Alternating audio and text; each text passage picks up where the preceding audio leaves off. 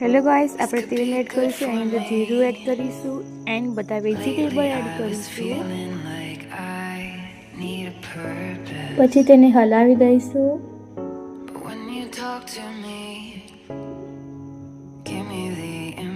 મરચું એડ કરીશું, હળદર એડ કરીશું, ધાણા જીરું એડ કરીશું,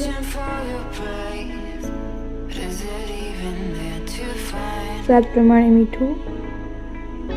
હવે તેને હલાવી દઈશું અને કૂક થવા દઈશું. મેગી એડ કરીશું, તેની અંદર પાણી ઉમેરીશું. હવે તેને ઢાંકી દઈશું આપણે અને મેગી મસાલો એડ કરીશું. પછી હલાવી દઈશું. પછી તેને કૂક થવા દેવાનું. હવે આપણે દેશી મેગી તૈયાર છે.